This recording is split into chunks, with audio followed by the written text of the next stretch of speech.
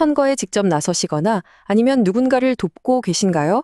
그렇다면 반드시 넘어야 할 산이 하나 있죠. 바로 공직선거법입니다.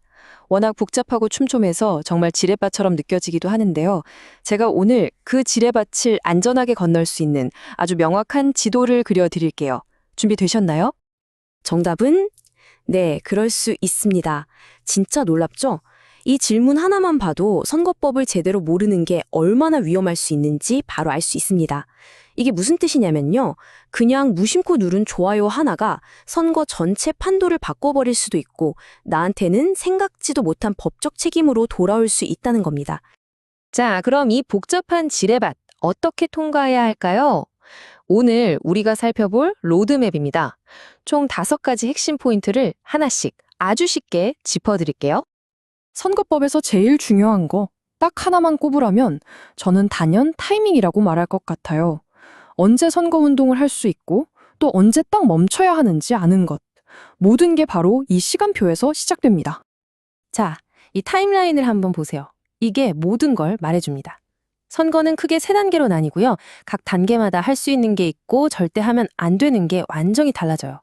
예비 후보일 때와 공식 후보일 때 할 수 있는 일이 다른 거죠. 가장 중요한 건 뭐냐면요. 저기 보이는 저 공식 선거운동 기간 있죠. 저 기간을 벗어나서 하는 모든 활동은 거의 다 불법 사전 선거운동으로 걸릴 수 있다는 겁니다. 정말 조심해야 해요. 자, 이제 아마 많은 분들이 가장 헷갈려 하시는 부분으로 넘어가 볼게요. 바로 디지털 세상, 온라인 활동에 대한 겁니다. 우리가 무심코 하는 클릭 한 번이 어떻게 실제 법적인 책임으로 이어지는지 한번 같이 보시죠. 이거 정말 많이들 궁금해 하시죠? 요즘 선거운동에서 문자나 카톡은 뭐 거의 필수잖아요. 그런데 이걸 과연 마음대로 막 보내도 괜찮을까요?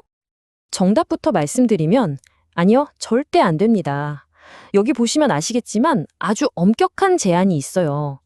예비 후보일 때랑 공식 후보일 때 보낼 수 있는 메시지 횟수가 이렇게 딱 정해져 있습니다. 그리고 이거 그냥 문자 메시지만 그런 게 아니라 카카오톡 같은 메신저에도 똑같이 적용된다는 거 꼭 기억하셔야 합니다. 진짜 무심코 보낸 단체 메시지 한 통에 발목 잡힐 수 있어요. 자, 그런데 여기서 끝이 아닙니다. 또 다른 함정이 있어요. 요즘 많은 캠프들이 유튜브에 정말 공을 많이 들이잖아요. 그런데 영상 내용에만 신경 쓰다가 전혀 생각지도 못한 곳에서 문제가 터지는 경우가 진짜 많습니다. 네, 맞습니다. 유튜브는 영상만 선거운동이 아니에요. 보시는 것처럼 영상 제목이나 시선을 확 끄는 썸네일, 심지어 맨 위에 고정해 놓은 댓글까지 전부 선거운동으로 볼 수 있다는 겁니다. 여기서 핵심은 뭐냐면 형식이 중요한 게 아니라는 거예요. 그 안에 담긴 내용과 의도, 저를 지지해 주세요라는 메시지가 조금이라도 담겨 있다면 그게 어디에 있든 선거법의 규제를 받는다고 생각하셔야 합니다. 자, 이제 선거법의 최종 보스라고 할 수 있는 진짜 절대 해서는 안 될 영역으로 넘어가 보겠습니다. 바로 기부행위입니다. 왜 이걸 이렇게까지 막냐면요. 공정한 경쟁을 망치고 표를 돈으로 사려는 시도를 아예 원천적으로 차단하겠다는 거거든요. 그래서 이 부분은 정말 예외가 거의 없고요. 만약 걸리면 가장 무거운 처벌을 받게 됩니다. 법에서 말하는 기부행위라는 게요. 우리가 생각하는 것보다 범위가 아주 훨씬 넓습니다. 그냥 돈이나 물건을 주는 것뿐만이 아니에요. 유권자에게 조금이라도 이익이 된다 싶은 건 전부 다 포함될 수 있습니다. 그리고 더 중요한 건 이거 후보자 본인만 조심한다고 되는 게 아니라는 점이에요. 그 가족이나 캠프 직원들이 한 행동까지 전부 후보자 책임으로 돌아옵니다. 이 예시들을 보시면 아마 하고 감이 오실 거예요.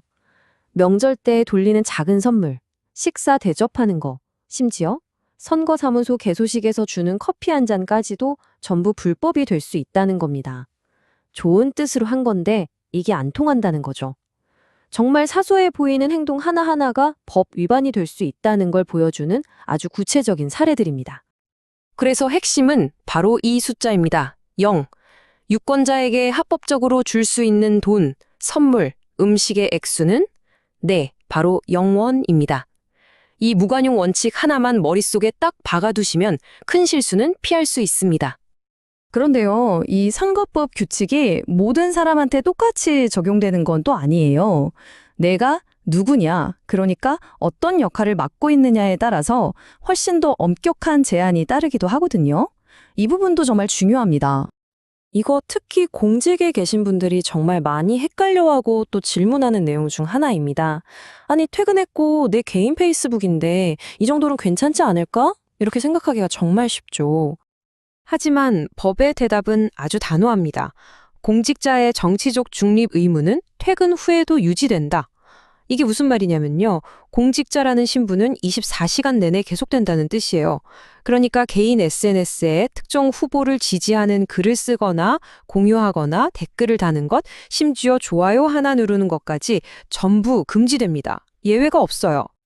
자, 이 표를 보시면 역할별로 뭐가 다른지 한눈에 딱 들어오실 겁니다. 공직자는 보시는 것처럼 사실상 손발이 꽁꽁 묶여 있다고 보시면 되고요. 후보자 가족은 선거운동은 할 수 있지만 후보자랑 거의 똑같은 수준의 규제를 받습니다. 지지자들은 훨씬 자유롭죠. 하지만 조심해야 할 게 있어요. 이분들의 활동이 캠프의 지시나 어떤 조직적인 유도로 이루어지는 순간 그 선을 넘어서 불법이 될 수 있다는 겁니다. 드디어 마지막 파트입니다. 지금까지 배운 내용들을 바탕으로 해서 그래서 이거 해도 되나? 좀 애매한데? 싶을 때 어떻게 해야 하는지 가장 실용적인 해답을 지금부터 알려드리겠습니다. 어떤 행동을 하기 전에요. 딱 3초만 투자해서 스스로에게 이 3가지 질문을 던져보세요. 첫째, 달력 확인. 지금이 공식 선거운동 기간이 맞나? 아니면 극도로 조심해야 합니다. 둘째, 지갑 확인. 이 행동이 누군가에게 뭐라도 주는 행위인가? 그렇다면 일단 멈추세요. 셋째, 내 직책 확인. 내가 혹시 공직자인가? 그렇다면 절대 참여하면 안 됩니다. 이 간단한 체크리스트만으로도 웬만한 위험은 다 피할 수 있습니다. 하지만 이 체크리스트로도 판단이 잘 안 서는 정말 애매한 경우가 있겠죠? 그럴 때를 위한 궁극의 황금률이 있습니다. 그건 바로 일단 물어보는 겁니다. 모든 캠프의 전화기 단축번호 1번은요, 중앙선거관리위원회, 바로 선관위여야 합니다. 조금이라도 애매하다? 그럼 무조건 선관위에 전화해서 물어보고 공식적인 답변, 이걸 유권 해석이라고 하는데요. 이걸 받아두는 것, 그것만이 100% 안전을 보장하는 유일한 길입니다. 오늘 우리가 왜 이런 이야기들을 했는지 이 차트를 보시면 그 중요성이 확 와닿으실 겁니다. 선거법 위반 사례를 보면요. 가장 흔한 게 역시 기부행위, 그리고 시기를 어긴 사전선거운동입니다. 오늘 제가 내내 강조했던 바로 그 핵심 위험 영역들이죠. 자, 오늘 긴 설명을 마무리하면서 이 질문을 한번 던져보고 싶습니다. 우리는 지금 모든 실시간으로 공유하고 온라인에서의 내가 또 다른 나이는 그런 시대를 살고 있잖아요. 이런 시대에 과연 어디까지가 시민의 자유로운 정치적 표현이고 또 어디서부터가 법으로 규제해야 할 선거 운동일까요? 이 경계선에 대한 고민은 아마 앞으로도 우리 모두의 숙제로 남을 겁니다.